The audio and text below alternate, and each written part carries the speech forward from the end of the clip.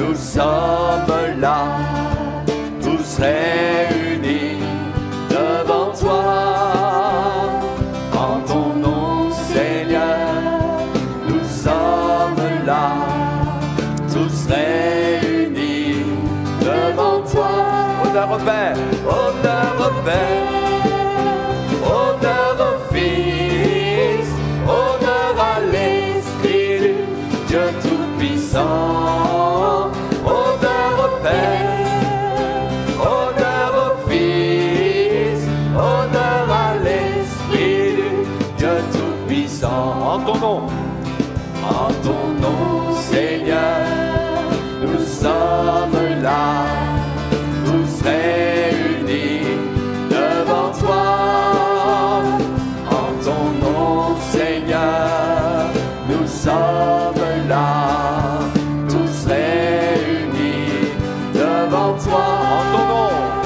En ton nom, Seigneur, nous sommes là, tous réunis devant toi. En ton nom, Seigneur, nous sommes là, tous réunis devant toi. Pour lui, l'honorer.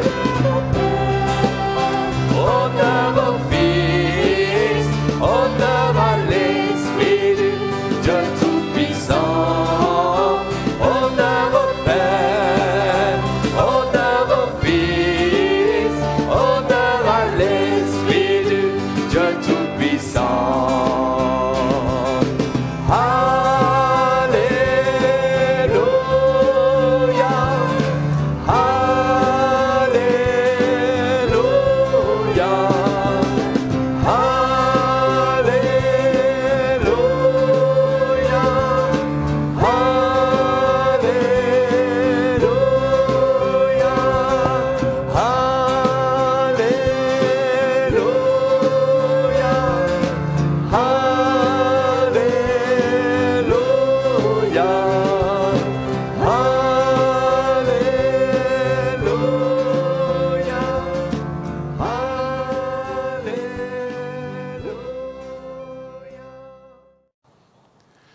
Bonsoir à chacune, à chacun, bienvenue encore sur ce nouveau partage de l'Évangile.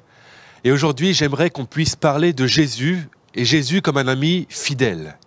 Voilà ce que je veux vous amener encore à prendre conscience aujourd'hui, avec la parole de Dieu. Eh bien, nous trouvons en Jésus un ami fidèle. Alors, j'aimerais qu'on puisse lire un texte ensemble. Nous allons dans l'Évangile de Jean, et nous lisons donc à partir du chapitre 15 et les versets 12 à 17.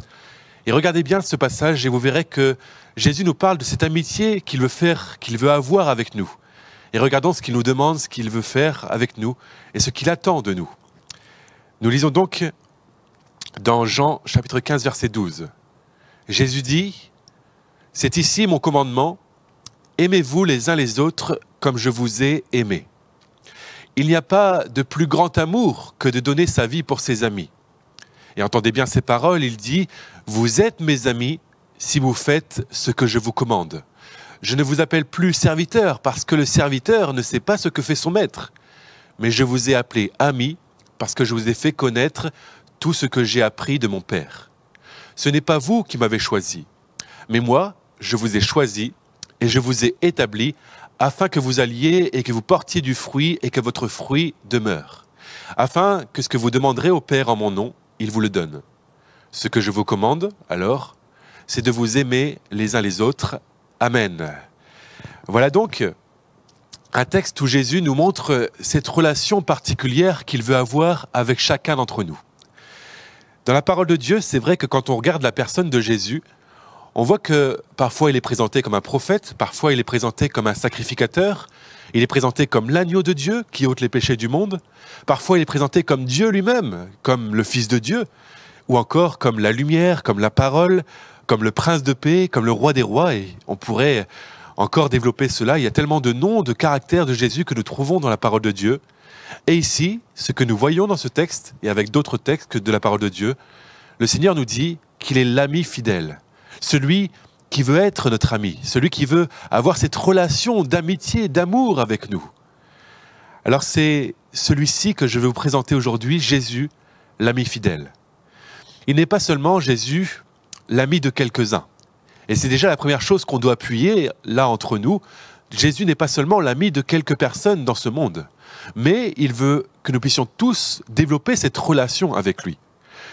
Nous ne sommes pas éloignés de ce que Dieu veut, mais c'est ce que Dieu veut pour tous aujourd'hui. Quelle que soit votre situation, quel que soit votre arrière-plan, quel que soit même votre passé, eh bien Jésus vous dit, vous aussi, même si peut-être vous vous sentez indigne aujourd'hui, eh bien Jésus veut vous appeler ami, vous aussi aujourd'hui. Alors c'est vraiment ce que Jésus veut développer pour chacun d'entre nous. Il n'a pas juste dit, Jésus, qu'il veut être notre ami. Il ne s'est pas arrêté là parce que il manquerait quelque chose. Mais en fait, Jésus, quand on regarde ce qu'il a fait, on voit qu'il s'est mis en œuvre pour que nous puissions être appelés amis de Jésus. Et nous lisons bien, et c'est ce qu'il dit dans cet enseignement au verset 13 du chapitre 15 de Jean, il dit « Il n'y a pas de plus grand amour que de donner sa vie pour ses amis. » Parce que oui, c'est ça, l'amour parfait, l'amour prouvé, c'est de donner sa vie pour ses amis. Et c'est vrai que Jésus nous dévoile ici la plus grande preuve d'amour que l'on peut trouver ici-bas, que l'on peut trouver dans tout ce monde même. Par amour, peut-être, vous l'avez vous-même fait, certains sont prêts à prendre la place d'un ami dans des moments difficiles. Certains, on le voit même, sont prêts à donner un organe à un ami, par amour, par amitié, parce qu'on est attaché à cette personne. Pourtant, Jésus nous dit qu'il y a encore une plus grande preuve d'amour que ces choses. Et la plus grande preuve d'amour envers un ami, c'est réellement de donner sa vie, de sacrifier sa vie. Et quand nous regardons en fait Jésus, on voit c'est ce qu'il a fait pour nous. Jésus a manifesté l'amour de Dieu à la croix pour chacun d'entre nous. Et nous devons vraiment prendre conscience de cela, et vous devez prendre conscience de cela, nous sommes vraiment aimés de Dieu. L'amour de Dieu, là encore, ce n'est pas seulement réservé à quelques-uns. Mais l'amour de Dieu, il est réservé à tous. Et vous êtes, vous, derrière votre écran, aimés de Dieu. Réalisez l'impact que ça peut avoir, les conséquences que ça a pour votre vie. Vous êtes aimés du Tout-Puissant, du Créateur de l'univers. Il vous aime d'un amour éternel. C'est ce qu'il dit dans sa parole. Il dit « Je t'aime d'un amour éternel ». Son amour, il ne change pas. Il ne change pas en fonction des choix que vous pourriez faire, bons ou mauvais. Son amour ne change pas non plus en fonction des circonstances de votre vie, en fonction de ce que vous pourriez faire. Mais son amour, réellement, il ne change pas. Même si tous vous abandonnent ici-bas, vous aurez toujours un Père qui est prêt à vous accueillir dans le ciel. Un Père qui est prêt à encore développer cet amour pour vous, vous le montrez encore aujourd'hui. Certains amis, là encore ici-bas, vont être amis parce qu'ils y gagnent quelque chose. Parce que peut-être il y a un gain, peut-être parce qu'ils regardent plutôt à leurs propres intérêts dans cette amitié. Mais Dieu n'est pas comme ça. Dieu ne vous regarde pas et vous dit, eh bien, si tu as tant d'argent, je veux bien être ami avec toi. Non, Dieu n'est pas comme ça. Mais au contraire, ce n'est pas pour votre argent qu'il vous aime. Ce n'est pas non plus pour ce que vous pourrez lui donner qu'il vous aime. Mais c'est parce qu'il est votre créateur. Parce qu'il le dit, oui, je t'aime d'un amour éternel, mais il vous dit encore, et dans sa parole, vous pouvez le trouver, ces mots, il dit, vous avez de la valeur à mes yeux. Il dit, tu es une créature merveilleuse pour Dieu. Une créature merveilleuse. Plus que toutes les richesses du monde, vous avez de la valeur pour Dieu. Son amour, alors, c'est quelque chose de fort ici encore. Il ne change pas. Son amour n'a pas de fin pour chacun d'entre nous. Et alors, comme nous le disions, c'est parce qu'il nous aime que Jésus a donné sa vie pour nous à la croix. Et nous lisons encore ces mots dans l'Épître aux Romains au chapitre 5, où finalement l'apôtre Paul va encore appuyer les paroles de Jésus. Jésus a dit « Il n'y a pas de plus grand amour que de donner sa vie pour ses amis. » Et alors là, on lit ces paroles, Dieu prouve son amour envers nous, envers chacun d'entre nous, en ce que lorsque nous étions encore des pécheurs, Christ est mort pour nous. Voilà comment Dieu a prouvé son amour envers chacun d'entre nous. Quelle grande preuve d'amour! Voilà la plus grande preuve d'amour. Christ est mort pour nous à la croix. Jésus, quand nous regardons la croix, on voit qu'il n'est pas mort seulement pour des personnes qu'il avait déjà acceptées comme sauveur et ami. Mais on voit bien, et c'est ce que nous avons lu ici, il est mort réellement pour des pécheurs, le Seigneur Jésus. il est réellement mort pour des personnes qui l'avaient offensé, des personnes qui vivaient dans des choses qu'il n'acceptait pas, des choses qui étaient réellement impures à ses yeux, parce qu'il est saint. Et c'est pour chacun d'entre nous, pour chacun de ces pécheurs de ce monde, que Jésus est mort. Même avant que nous soyons nés, Jésus nous aimait déjà. Nous ne le connaissions pas, pourtant Jésus nous aimait déjà. Même avant que nous ayons conscience qu'il y ait quelqu'un au-dessus de notre tête dans le ciel de gloire, eh bien là encore, Jésus nous aimait déjà. Et son amour, eh bien, il l'a manifesté bien avant notre naissance à chacun d'entre nous. Il l'a manifesté à la croix et il a regardé déjà à notre naissance, il a déjà regardé à notre vie, alors que nous n'étions pas encore nés. Mais il a regardé à notre vie et à l'amour infini et parfait qu'il a pour nous. Alors c'est pour cela que nous lisons, oui, Dieu a prouvé son amour immense et infini envers chacun d'entre nous, quand il a envoyé son Fils unique mourir à notre place à la croix.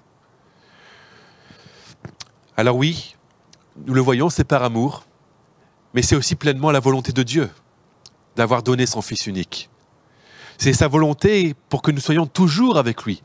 Parce que derrière cette volonté de Dieu de donner son Fils en sacrifice pour nous, eh bien, il y a la volonté de Dieu que nous soyons avec lui pour toujours. Et la Bible nous le montre, elle nous montre que après notre mort physique, il y a 2 lieux. Soit l'enfer, et nous connaissons bien cela, c'est un lieu de tourment, un lieu terrible, un lieu où la Bible nous dit qui est réservé, qui a été créé à l'origine pour le diable et ses démons.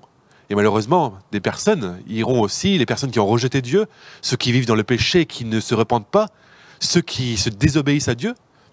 Mais elle nous dit aussi, et parce qu'il y a toujours un espoir avec Dieu, qu'il y a, c'est vrai, l'enfer d'un côté, mais il y a aussi le paradis de l'autre. Le paradis, c'est là que Dieu nous veut.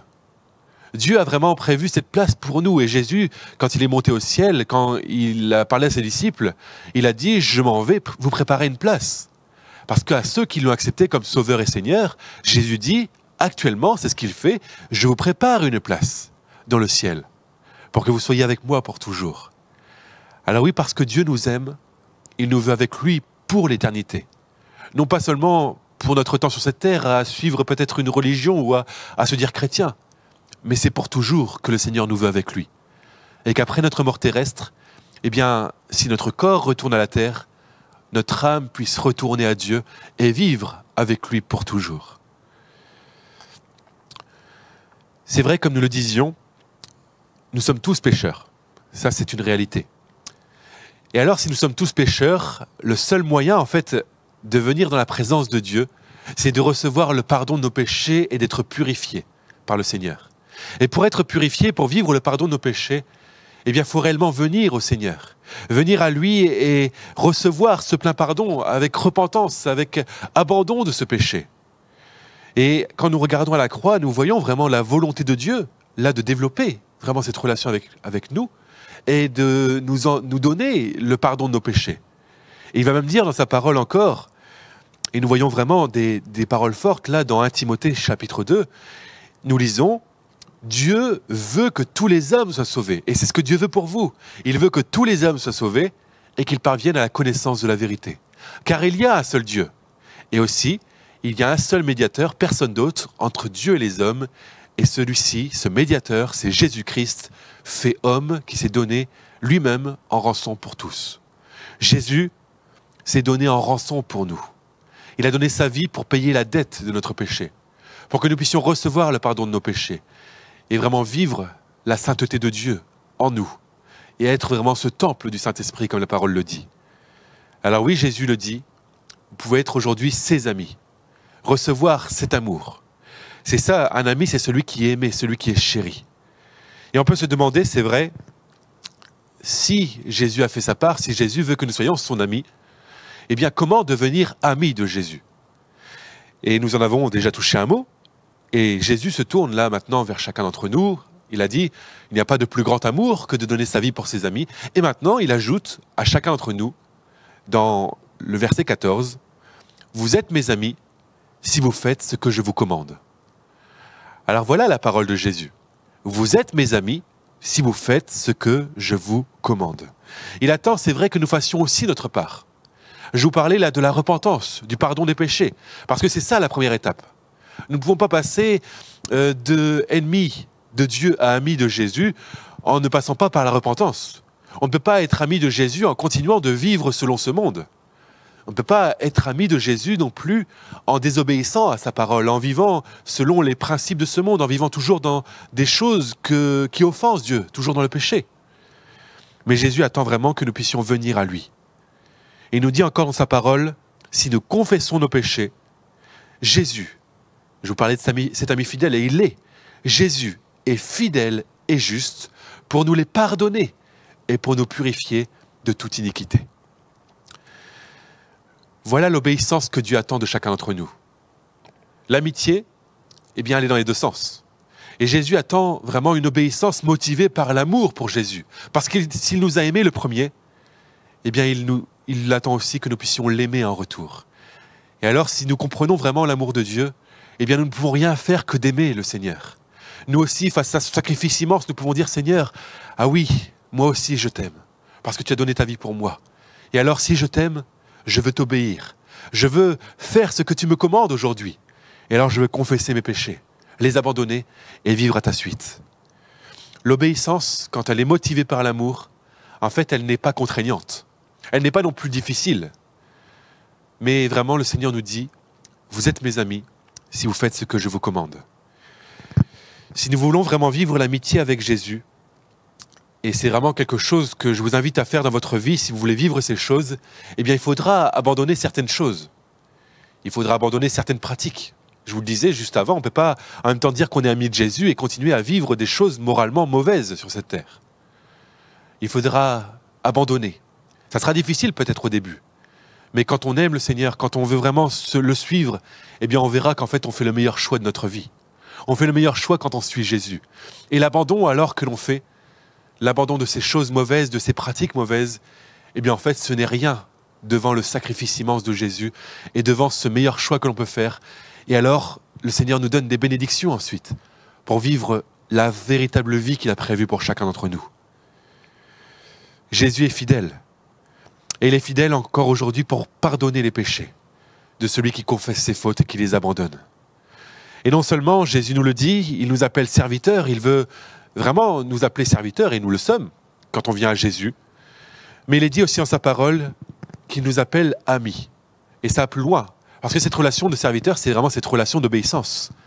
Mais cette relation d'amitié, c'est une relation vraiment d'intimité avec Dieu, où on peut tout lui dire, où on peut vraiment vivre cette relation-là avec Jésus, où nous avons ce cœur à cœur avec le Seigneur. C'est ce que Jésus veut pour nous. Et dans la parole de Dieu, quand nous voyons ceux qui ont été appelés amis de Dieu, alors oui, il y a un exemple que nous voyons à travers l'exemple d'Abraham. Et nous voyons qu'Abraham, dans la parole de Dieu, il a beaucoup de titres, des titres très élogieux. Il est appelé par exemple le père de la foi. Et c'est vrai parce que pour les Juifs, il a vraiment été ce père de la foi. Celui qui est un véritable exemple de foi pour beaucoup et encore pour nous aujourd'hui. Il est un exemple de foi. Et la parole nous dit même dans Jacques chapitre 2 verset 23, Abraham crut à Dieu et cela lui fut imputé à justice, cela lui fut compté comme justice. C'est-à-dire qu'il a été justifié par sa foi. Et alors, il fut appelé ami de Dieu. Ami de Dieu. Voilà ce qu'était Abraham. Il avait, lui, cette relation particulière, ce privilège d'avoir cette relation avec Dieu. Et nous aussi, nous pouvons le vivre. Nous aussi, nous pouvons faire comme Abraham, être appelé ami de Dieu. Et alors, Abraham, nous voyons qu'il a été appelé ami de Dieu parce que il a fait ce que le Seigneur commandait. Il a obéi à Dieu. Et ce que nous voyons, c'est qu'il a placé sa foi en Dieu. Et alors, par sa foi, eh bien, il fut déclaré juste par Dieu. Par sa foi en Dieu, par son obéissance et par sa pleine confiance pour sa vie, eh bien, il fut appelé ami de Dieu. Et il a vécu ce privilège que nous pouvons vivre aussi, nous aussi, aujourd'hui. Si donc, alors, nous pouvons être appelés amis de Dieu, nous voyons que Jésus n'est pas un ami comme les autres dans ce monde. Il n'est pas un ami selon ce monde, selon ce que l'on se fait comme notion d'amitié ici-bas. Mais Jésus, comme le titre le dit ici, il est l'ami fidèle. Il veut être pour vous l'ami fidèle par excellence. Parce que c'est ce qu'il désire pour vous, il désire manifester sa fidélité. Et sa fidélité, quand nous regardons la parole de Dieu, et quand nous regardons sa personne, et quand nous contemplons sa personne, nous voyons qu'elle n'a rien de comparable. Nous voyons que sa fidélité, elle est immense, et c'est ce que nous lisons dans la parole de Dieu. Il y a le psalmiste au chapitre 36 qui dit et qui s'écrit « Éternel, ta bonté atteint jusqu'aux cieux, et ta fidélité atteint jusqu'aux nues. » Et cela nous montre vraiment que la fidélité, elle est immense pour nous. Elle est illimitée, elle n'a pas de fin. Et vous devez vraiment le croire, et c'est ça, placer sa foi en Dieu. Placez votre foi dans la fidélité de Dieu. Et alors il manifestera, lui l'ami fidèle, sa fidélité envers vous. L'amitié de Jésus, l'amitié fidèle de Jésus, elle est possible pour chacun. Nous avons, nous aussi, un accès privilégié à la présence de Dieu par Jésus. Par la prière, nous pouvons nous approcher de Jésus, recevoir vraiment ce qu'il est prêt à nous donner. Nous pouvons même tout lui dire à Jésus. Peut-être dans ce monde, on ne peut pas tout dire à des personnes, mais à Jésus, nous pouvons tout dire aujourd'hui. Et parce qu'il est fidèle, eh bien, nous pouvons vraiment venir à lui dans la prière. Non pas par des rites, non pas par des phrases toutes récitées, mais avec ce cœur vrai, avec ce qu'il y a sur notre cœur, juste de déverser nos cœurs devant lui. Et alors, je le crois, oui, quand nous prions le Seigneur, oui, Jésus est fidèle, et il nous entend, il nous écoute, et il exauce la prière qui est faite selon sa volonté. Et parce qu'il est fidèle encore, eh bien oui, nous pouvons lui faire confiance, parce qu'il est très digne de confiance. Il ne faillira jamais pour nous. Jésus ne déçoit jamais. Mais Jésus, oui, n'est pas comme les amis de ce monde, on peut parfois être déçu, mais Jésus est fidèle. Il est digne de confiance pour chacun d'entre nous. Alors, nous pouvons faire ces choses que le psalmiste dit au chapitre 37. Il dit, et nous pouvons ça aussi le faire, et vraiment je vous encourage à le faire pour votre vie. Il dit, recommande ton sort à l'Éternel, recommande ta vie à l'Éternel, recommande ton chemin, c'est ça littéralement, recommande ton chemin à l'Éternel, toute ta vie. Mets en lui ta confiance, parce qu'il est digne de confiance, il est fidèle, et il agira. Oui, croyez-le, le Seigneur agira pour vous. Quelles que soient vos peines aujourd'hui, quelles que soient vos épreuves, votre maladie, nous croyons que si vous mettez votre confiance dans le Seigneur, il agira et il accomplira sa volonté parfaite pour vous. Ça change tout d'avoir Jésus comme ami. Ça change tout pour notre vie. Et c'est là la merveilleuse relation que nous pouvons avoir avec lui. En toutes circonstances, nous pouvons être sûrs que nous ne sommes jamais seuls quand nous avons Jésus pour ami. Nous aussi, nous pouvons dire, là encore comme un psalmiste, « Voici, Dieu est mon secours. Le Seigneur est le soutien de mon âme. » Oui, comme nous avons cet ami fidèle à nos côtés, il est le soutien de notre âme, il est notre secours. Et encore, nous lisons dans la parole de Dieu, « Le Seigneur est fidèle. » Et voilà une promesse qu'il vous fait. Il vous affermira et il vous préservera, il vous protégera du malin. Le Seigneur est fidèle. Il vous affermira et il vous préservera du malin. Alors que dans toutes ces choses, que ce soit au milieu de vos tempêtes actuelles, au milieu peut-être des ténèbres sombres, vous dites « Je n'ai aucune issue devant ma situation », croyez que vous avez cet ami fidèle qui est là pour vous. Il se tient à vos côtés. Il veut être à votre côté. Alors acceptez-le, comme nous l'avons dit, repentez-vous, abandonnez toute chose pour le suivre et vivez par la foi dans cet ami fidèle et tendre, cet ami qui va vous emmener vraiment dans sa volonté et qui vous amènera à vivre la vie qu'il a prévue pour vous. Alors courbons nos fronts dans cet instant où nous sommes devant lui.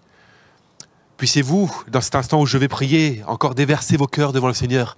Appelez-le au secours et croyez-le, il vous répondra. Et venez vraiment à Jésus avec un cœur pur, un cœur sincère, et il viendra faire son œuvre en vous. Prions le Seigneur. Notre Dieu, nous te disons merci, parce que tu es l'ami fidèle, l'ami qui ne faillit jamais, celui qui ne déçoit jamais. Merci encore pour ce privilège que nous avons de nous approcher de toi, ce privilège que nous avons de te prier jour après jour. Nous pouvons te prier et nous savons que si nous te prions, oui, tu réponds, Seigneur. Merci pour ta fidélité que nous pourrons vivre encore aujourd'hui, que nous pourrons vivre toute notre vie. Et je te prie encore pour tous ceux qui t'écoutent, là derrière leur écran. Viens leur faire du bien, Seigneur. Viens agir dans leur vie, Seigneur mon Dieu, que eux aussi ils puissent vivre tout ce que nous avons décrit là, au moyen de ta parole, Seigneur mon Dieu. Et que tu puisses encore manifester ta fidélité et ta bonté pour tous. Nous te bénissons, Seigneur. Nous t'adorons. Et nous te disons merci encore pour ce que tu feras, pour les projets que tu as pour chacun d'entre nous. Et pour le fait que tu agiras pour chacun d'entre nous, Seigneur mon Dieu, nous t'adorons, nous te louerons, nous te disons gloire, Seigneur mon Dieu, sois béni. Amen. Dieu Tout-Puissant, quand mon cœur considère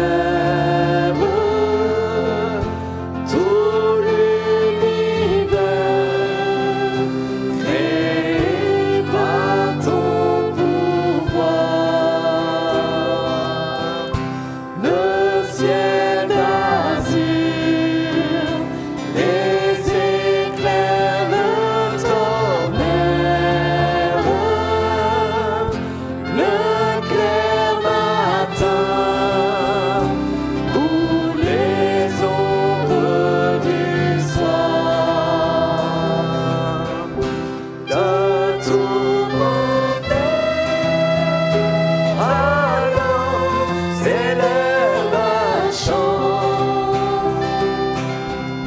Dieu Tout-Puissant, que tu es grand, de tout mon être, alors s'élève un chant. Dieu Tout-Puissant, que tu es grand. Quand par les bois ou la forêt profonde, j'aime et j'entends tous les oiseaux chanter. Quand sur les monts la source avec son onde, libre aux zéphyrs, son chant doux et léger. Mon cœur me s'écrie à chaque